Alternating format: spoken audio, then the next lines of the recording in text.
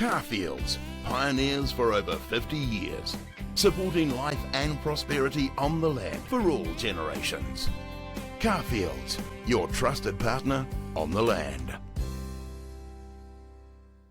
Great to have you with us on the second day of the New Zealand Ag Emissions Climate Change Conference. Yesterday afternoon, Richard Heath is the CEO of the Zero Net Emissions Agriculture, part of the Co-op Research Centre from Australia. He spoke yesterday afternoon. Richard, great to have you on the show. Thanks for your time. Andy. Nice to have an Aussie here. We seem to get an Aussie at just about every conference we go to. Well, I'm glad to return the favour because we had a few Kiwis presenting at our conference in Australia last year. All right. So whereabouts in Aussie are you based? So we're a national organisation. It's a cooperative research centre, which is a public-private research initiative funded by the federal government and a network of partners.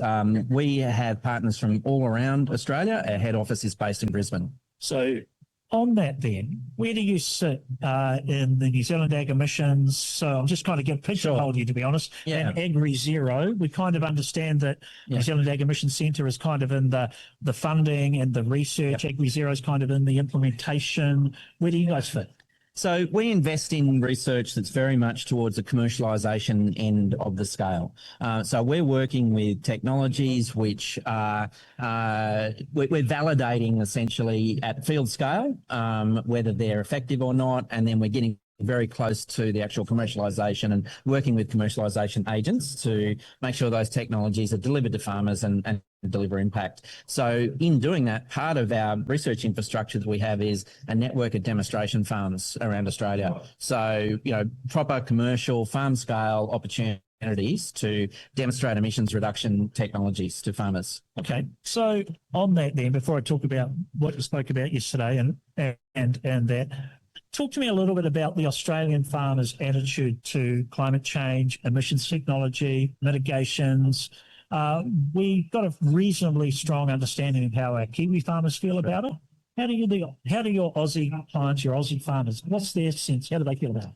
I don't think that there is any doubt anymore amongst the very vast majority of Australian farmers that agriculture is experiencing climate change. We are seeing increasing frequency of extreme weather events, and that is a direct impact from climate change. The response to that, there is, I guess, more variability from the farming community in terms of how that should be addressed, particularly from a regulatory point of view and the amount of government involvement there should be. I think what is really helping in this scenario is there is an increasing understanding that measures that reduce greenhouse gas emissions on farm are almost always an efficiency improving, productivity improving measure that is going to help your business regardless of the emissions reduction consequence. So many of the technologies that we're working on and investing in the CRC are just going to be better technologies to take up in a farming system regardless of the emissions reduction context. So believe, disbelieve, care, don't care. Bottom line is, if it makes you more money, you're going to have a crack at it, right? Absolutely. And then you've got the win-win scenario because it is short-term, it is delivering you a more profitable farming business, but long-term, it is building resilience through mitigating the effects of climate change through reducing greenhouse gas emissions. So New Zealand's emissions profile is predominantly methane, predominantly from cows and ruminants, right?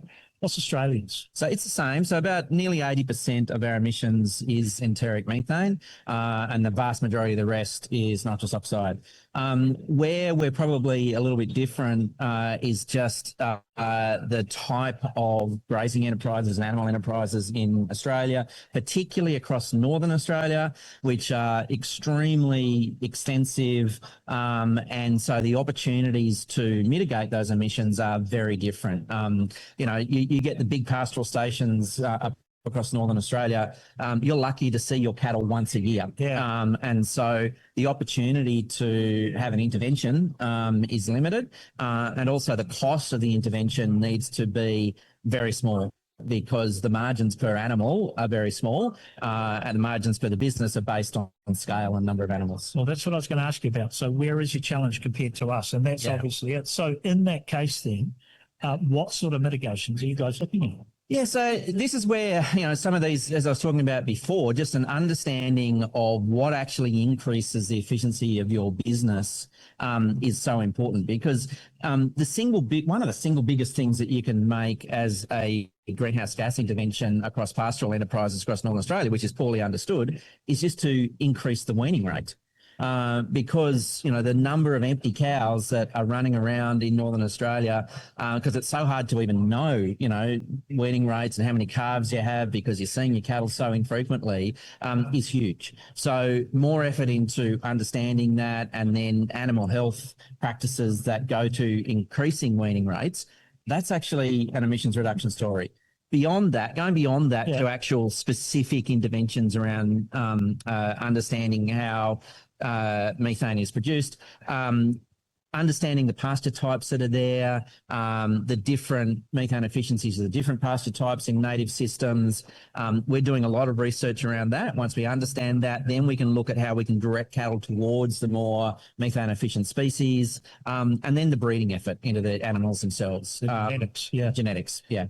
Interesting, because we talk a lot about that in New Zealand, talking about reducing stock numbers, increasing productivity. Yeah. And that's one of the quickest wins on methane reduction. Reduce stock numbers, be more productive of the lower numbers. Not reducing for reducing's sake, but saying, well, let's make our stock more productive so we don't need to run. So something like that in Australia, different profile again. So what have you been talking about at the conference? What was your discussion yesterday about? So look, I talked a little bit about those technologies themselves in terms of what the intervention possibilities are, but I talked also about all the pieces of the puzzle that need to come together to make sure there are adoption pathways, that there is reward for beyond the productivity increase that recognises the emissions reduction. And that's where our organisation in particular, in the amount of sort of areas that we work in, has a real role. So we're investing in the technology development.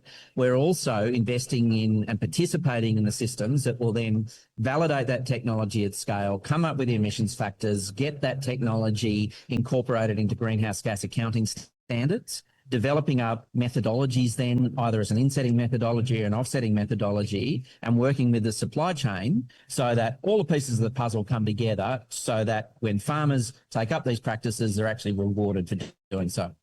Interesting on that carrot or stick, right? So just talking about the stick, does the Australian government, do you have any rules around about, about if you don't do this, if you've got, so the same here, right? We've got carrot. Yeah, and look, we don't have either, if I was to be frank about it, in that there is not government incentives. There are increasingly some supply chain incentives, so commercial incentives for decarbonising. We have an agriculture and land sector emissions reduction plan that is part of the government's net zero target for 2050. That plan has a target of it has a scenario of 28% reduction in ag emissions by 2050.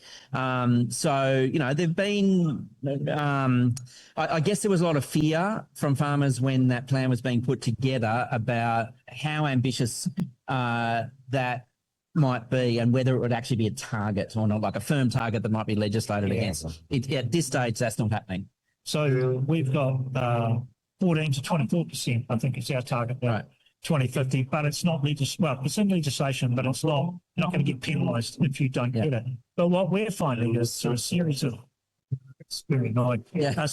incremental changes through the process, the farmers are going to be able to meet that pretty much simply. Is that the same in Australia?